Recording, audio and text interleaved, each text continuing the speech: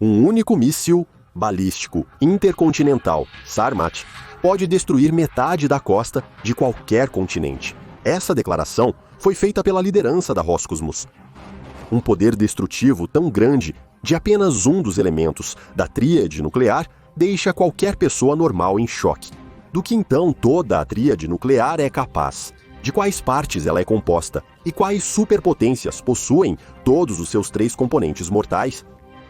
Neste episódio, vamos responder a essas e outras perguntas. E no final, ainda vamos falar sobre o complexo secreto de mísseis submarinos Skiff, que pode ficar anos adormecido no fundo do mar. Então não deixe de assistir a este vídeo até o final. Os militares usam o termo tríade nuclear para se referir a 3 tipos diferentes de armamentos capazes de transportar ogivas nucleares: aviação estratégica, mísseis balísticos intercontinentais e submarinos lançadores de mísseis. Cada um desses tipos merece atenção. Temos um vídeo separado sobre submarinos nucleares. Recomendamos assistir para que o entendimento seja mais completo. Hoje vamos falar sobre bombardeiros estratégicos e mísseis balísticos intercontinentais, ou simplesmente mísseis balísticos intercontinentais. Quais países conseguiram reunir todos os 3 componentes da tríade? A coleção completa e letal só existe na Rússia e nos Estados Unidos, o que os destaca de todos os outros países e faz com que a principal corrida armamentista nuclear mundial seja entre essas 2 nações. O principal princípio que os militares seguem ao posicionar armas nucleares é a divisão das ogivas entre os principais tipos de forças armadas. Isso garante que, caso os arsenais existentes sejam atingidos pelo inimigo, não aconteça sua destruição completa. Por isso, mesmo que 1 ou 2 componentes básicos da tríade sejam neutralizados, ainda haverá a possibilidade de realizar um contra-ataque devastador. Alguns especialistas militares afirmam que países como a China, ou até mesmo a Índia, podem ser considerados como possuidores de uma tríade nuclear. No entanto, seus arsenais e a variedade de meios de entrega são significativamente inferiores aos da Rússia e dos Estados Unidos, e a experiência valiosa simplesmente não existe. Historicamente, os aviões pesados foram os primeiros vetores de bombas nucleares de queda livre. O tempo passou, as tecnologias foram se aperfeiçoando e, em vez das bombas, vieram os mísseis. Os modernos bombardeiros lançadores de mísseis têm desvantagens sérias. Eles dependem de infraestrutura terrestre e ficam em bases que são vulneráveis a ataques do inimigo. Por isso, o uso de aviões que transportam armas nucleares isoladamente da tríade perde totalmente o sentido. Muitos países que não conseguem manter todos os meios de entrega ao mesmo tempo nem sequer começam a desenvolver bombardeiros estratégicos. Qual é o sentido de gastar recursos colossais em algo que será destruído nos primeiros minutos da guerra? Daqui a pouco vamos falar sobre quanto os Estados Unidos gastam no desenvolvimento de seus bombardeiros secretos. Para os Estados Unidos e para a Rússia, a aviação estratégica é simplesmente indispensável. Nos anos 60, nos momentos de máxima tensão militar, ambos os lados chegaram até a organizar patrulhas aéreas. Isso ajudava a reduzir os riscos de destruição das aeronaves e a economizar um tempo precioso que seria gasto na preparação e decolagem. Atualmente, os aviões ficam de prontidão em terra, mantendo um estado de prontidão de combate de 5 minutos. A aviação estratégica, apesar de toda a sua vulnerabilidade, tem uma grande vantagem que, por algum motivo, muitas vezes é esquecida. O avião que decola pode ser trazido de volta à terra, caso o alarme tenha sido falso. Já o míssil balístico intercontinental não pretende mais voltar atrás. Se um míssil balístico intercontinental lançado por engano atingir o alvo, a catástrofe será inevitável. Os sistemas automáticos serão acionados, haverá um contra-ataque, começará uma guerra mais destrutiva da história da humanidade e, muito provavelmente, a civilização será lançada de volta por vários séculos. Se sobreviver, é claro. A principal vantagem dos estrategistas está na capacidade de realizar voos de longa distância e atacar quase qualquer ponto do planeta. Graças à capacidade de permanecer no ar por longos períodos, eles podem patrulhar a fronteira do inimigo, exercendo pressão política sem ultrapassar os limites permitidos pela legislação internacional. Os bombardeiros estratégicos, portadores de mísseis, são equipamentos complexos que exigem um alto nível de preparação não apenas dos pilotos, mas também de uma enorme equipe em terra. O treinamento regular mantém os profissionais em forma. O Ministério da Defesa da Rússia fala sobre alguns elementos do treinamento em seus boletins informativos. Assim, por exemplo, em abril deste ano, os bombardeiros Tu-160 e Tu-95MS lançaram mísseis de cruzeiro contra alvos em um campo de treinamento durante os exercícios. Esses aviões são destinados a realizar missões de ataque contra alvos mais importantes em áreas remotas e na retaguarda profunda do inimigo. As tripulações treinaram o reabastecimento em voo a uma altitude de mais de 6.000 metros e a uma velocidade de cerca de 600 km por hora. O Tu-160 está em serviço desde 2005 e recebeu seu batismo de fogo em 2015. O avião pode subir até a estratosfera. Graças a isso, a aeronave facilmente se distancia dos caças inimigos e se torna inalcançável para a maioria dos sistemas de defesa aérea. Está previsto o lançamento de um modelo modificado que será identificado pelo índice M. Para eles, já foram criados novos sistemas de computação embarcados, um complexo de guerra eletrônica e um sistema de controle de armamentos. A produção em série da mais nova aeronave está prevista para começar em 2023 e o Ministério da Defesa adquirirá pelo menos 50 desses lançadores de mísseis. Especialistas consideram o Tu-160 o recordista absoluto em termos de armamento. Afinal, um cisne branco pode levar ao ar 45 toneladas de bombas e mísseis, e o peso máximo de decolagem chega a impressionantes 275 toneladas, o que é significativamente maior do que o dos concorrentes. Tu-95. No Ocidente, o MC é chamado de Urso. Ele não se destaca por altas velocidades, pois é um bombardeiro turbohélice. O primeiro voo desse monstro aconteceu nos distantes anos 50, e seu contemporâneo é uma criação dos engenheiros americanos. O bombardeiro estratégico B-52. Os bombardeiros supersônicos Tu-22 e o M3 são chamados de soldados universais da aviação de longo alcance da Rússia. Eles são destinados a cumprir missões de combate em teatros de operações terrestres e marítimos. Podem atingir alvos móveis e fixos, individuais e em grupo, com mísseis e bombas, de dia e de noite, em condições meteorológicas simples e complexas. Especialistas militares britânicos chamam o Tu-22 M3 de o avião russo mais mortal de toda a história. O desenvolvimento futuro dos bombardeiros estratégicos se resume ao aumento do alcance de voo e à criação de novos mísseis. A velocidade fica em segundo plano, pois ela já não pode garantir a sobrevivência da aeronave. Os estrategistas do futuro terão que lidar com avançados sistemas de mísseis antiaéreos e mísseis ARAR de nova geração.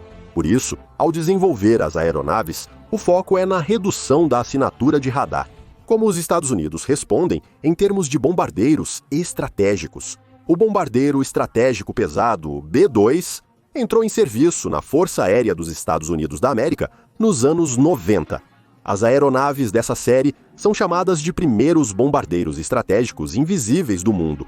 A construção original da asa e o revestimento com materiais que absorvem ondas de rádio tornam a aeronave quase invisível. Cada uma dessas aves é capaz de percorrer mais de 11.000 quilômetros sem reabastecimento e carrega até 27 toneladas. Armamentos, incluindo mísseis com ogivas nucleares. Os americanos usaram o B-2 durante os bombardeios na Iugoslávia, além do Iraque, Afeganistão e Líbia.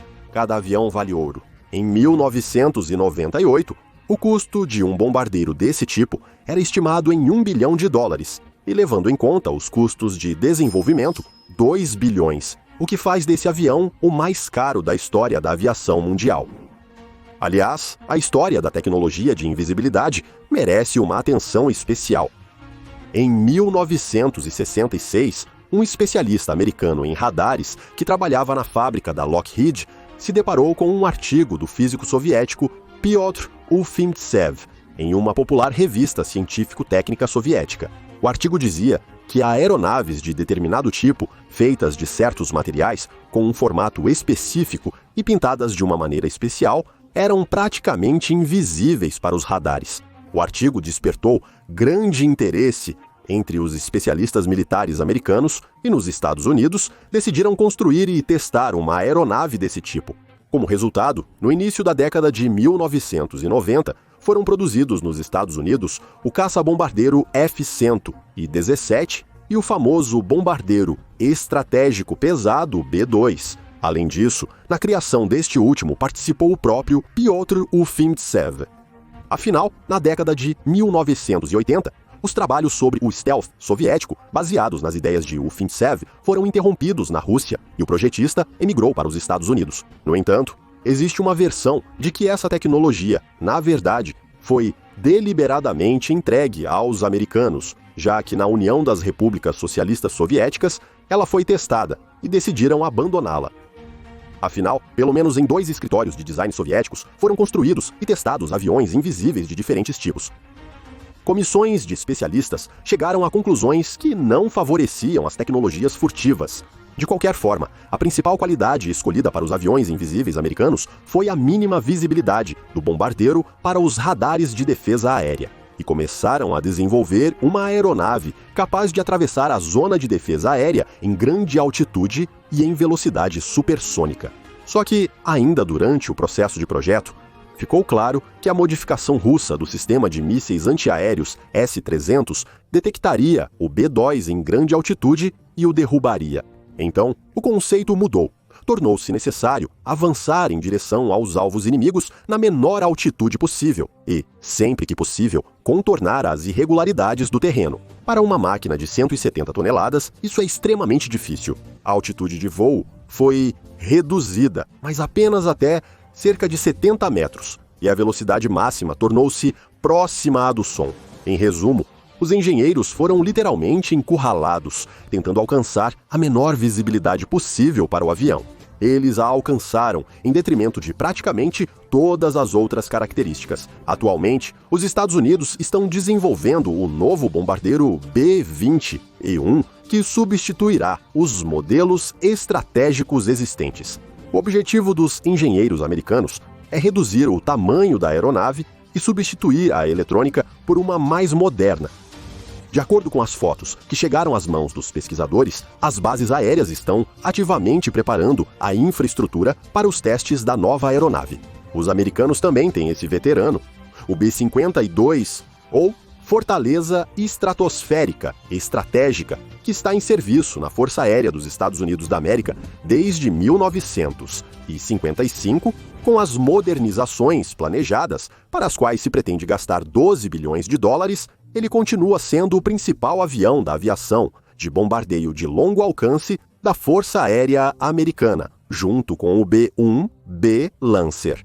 Por sua vez, o bombardeiro estratégico supersônico com asa de geometria variável B-1 Lancer foi criado justamente como portador de armas nucleares para substituir o B-50E2. No início dos anos 1990, porém, começou a conversão dos aviões B-1 para equipá-los com armamentos convencionais. A China também não fica de fora e está trabalhando em seu bombardeiro estratégico promissor, o H-20. Acredita-se que, em algumas características técnicas, ele pode superar as novidades tanto dos desenvolvedores russos quanto dos americanos. No entanto, todas as informações são mantidas em absoluto segredo pelas autoridades chinesas, o que não é surpreendente. Vamos passar para o próximo componente da tríade nuclear: verdadeiros monstros, os mísseis balísticos intercontinentais. Eles são projetados para destruir alvos a médias e longas distâncias usando ogivas nucleares. Os modelos modernos estão equipados com proteção contra sistemas de defesa antimísseis, usando alvos falsos de camuflagem e ogivas múltiplas independentes. Se é possível tentar lidar com um míssil desses, nenhum sistema de defesa antimísseis consegue lidar com uma enxurrada desses mísseis. O lançamento de um míssil balístico intercontinental é realizado a partir de instalações fixas, complexos móveis e submarinos nucleares. Os primeiros desenvolvimentos sérios de armamento de foguetes foram feitos pela Alemanha de Hitler. Nas décadas de 30 e 40, o desenvolvimento do V-1 e V-2 era realizado sob total sigilo. Após ser derrotada na Segunda Guerra Mundial, a Alemanha perdeu os protótipos, que foram parar nos Estados Unidos e na União Soviética quase ao mesmo tempo. Para os engenheiros de ambos os países, isso foi uma descoberta do século. Os americanos conseguiram criar seu próprio Redstone em apenas um ano, e a União Soviética, em 1948, desenvolveu o foguete R-1. O míssil balístico intercontinental é composto por estágios de propulsão e uma ogiva, com o bloco de combate. Lá ficam a ogiva, o sistema de supressão de defesa inimiga e a eletrônica de bordo. O tempo de aceleração do míssil é de até 5 minutos, e a velocidade atingida pela ogiva é realmente enorme, de 6 a 8 km por segundo. Para confundir o sistema de defesa antimísseis, são usados transmissores, geradores de interferência, alvos falsos e refletores de vários tipos. O peso apenas do sistema de superação da defesa antimísseis pode chegar a 500 quilos. A baixa altitude de voo também reduz significativamente a visibilidade do míssil balístico intercontinental. Os mísseis considerados mais protegidos são aqueles instalados em silos de lançamento subterrâneos. Esses sistemas são tão fortificados e enterrados tão profundamente que conseguem resistir a um impacto direto de um míssil balístico intercontinental inimigo, garantindo assim um ataque de retaliação. Naturalmente, tanto nos Estados Unidos quanto na Rússia, os silos estão espalhados pelo território e mantidos em segredo. A ogiva de um míssil balístico intercontinental passa a maior parte do voo como um objeto espacial, subindo a uma altitude 3 vezes maior que a da Estação Espacial Internacional. É claro que toda essa enorme trajetória deve ser calculada com a máxima precisão. As plataformas móveis se destacam pela rápida mudança de posicionamento. Elas são extremamente difíceis de serem neutralizadas devido à dificuldade de detecção e ao seu alto nível de proteção. É claro que ninguém vai revelar o número exato dessas máquinas. Diversos países possuem esses tipos de sistemas de mísseis, mas também é interessante observar este complexo ferroviário de mísseis de combate, que é único. Ele também é chamado de trem fantasma ou trem número 0. Trens semelhantes foram desenvolvidos também nos Estados Unidos. As razões oficiais para a retirada desses monstros de serviço foram o design obsoleto, o alto custo de recriar a produção do complexo na Rússia e a preferência por lançadores móveis baseados em caminhões. Em abril de 2022, ocorreu o primeiro lançamento do complexo Sarmat. Para que Washington não interpretasse o lançamento como uma ameaça, Moscou até avisou os Estados Unidos da América antecipadamente sobre os testes. Este é um complexo de mísseis, com um pesado míssil balístico intercontinental de combustível líquido, cujo peso ultrapassa 200 toneladas. O Ministério da Defesa destacou que as características calculadas foram confirmadas em todas as fases do voo. Os blocos de combate de treinamento chegaram à área designada do campo de testes de Kura, em Kamchatka. Após a conclusão do programa de testes, o complexo de mísseis será incorporado às forças de mísseis estratégicos. De acordo com o Ministério da Defesa, a Sarmat é o míssil mais poderoso, com o maior alcance do mundo para atingir alvos. Ela possui características únicas que permitem superar com garantia qualquer sistema de defesa antimísseis existente. Em 2016, os Estados Unidos começaram o desenvolvimento do seu mais novo míssil balístico, o Straj. A empresa, que venceu a licitação para sua criação, recebeu um contrato de mais de 13 bilhões de dólares. O primeiro voo de teste está previsto para 2023 e os primeiros exemplares estarão prontos em 2029. Ao todo, os Estados Unidos planejam colocar em serviço 400 desses mísseis.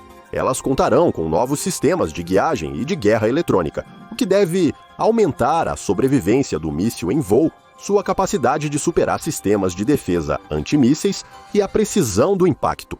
Aliás, foi justamente durante a discussão desse desenvolvimento que os jornalistas tiveram acesso à informação sobre quanto os Estados Unidos gastam com cada elemento da tríade nuclear. Os mísseis balísticos intercontinentais consomem 2 bilhões de dólares dos contribuintes por ano. Os gastos com a operação e manutenção dos bombardeiros estratégicos chegam a 3 bilhões e os submarinos cerca de 4 bilhões. Bem, e agora o bônus prometido. O complexo de mísseis Skiff é uma arma nuclear que faz parte da Marinha da Rússia e é estritamente confidencial. O complexo é capaz de permanecer no fundo do oceano por muitos anos, antes de, por comando, atingir o alvo designado com um míssil que voa em velocidade hipersônica e contorna o relevo do terreno. A ideia de criar mísseis balísticos com base permanente no fundo do mar surgiu ainda em meados dos anos 60. Porém, segundo pesquisadores, naquela época não foram realizados desenvolvimentos. Nos Estados Unidos, a ideia foi completamente abandonada, considerando o projeto caro e complexo demais. Mas o posicionamento no fundo do mar tem uma vantagem em relação ao uso de submarinos. Um submarino nuclear pode ser rastreado por acústica e destruído. Já o ponto de instalação do míssil, que é levado ao local de base por um submarino especial, não pode ser rastreado pelos meios de inteligência existentes. A coluna de água enfraquece o impacto, e em um container resistente, o Skiff sobreviverá até mesmo a uma explosão diretamente acima dele. Em 2017, o chefe do Comitê de Defesa e Segurança do Conselho da Federação, Viktor Bondarev, declarou que o míssil balístico intercontinental de fundo já está no arsenal das Forças Armadas da Rússia. No entanto, nem o princípio de funcionamento, nem os detalhes técnicos foram revelados ou são revelados pelos militares até hoje. Vamos encerrar por aqui. Acredita-se que esse seja o principal paradoxo das armas nucleares. Elas não apenas representam uma ameaça para a humanidade, mas também garantem a segurança mundial. Mas o que você pessoalmente pensa sobre esse paradoxo? Será que o nosso planeta pode viver sem a corrida armamentista? Se sim, como isso pode ser alcançado? Escreva nos comentários, vai ser interessante ler. Agradecemos por assistir, por avaliar o episódio e até a próxima nos futuros episódios do nosso canal. Legenda criada por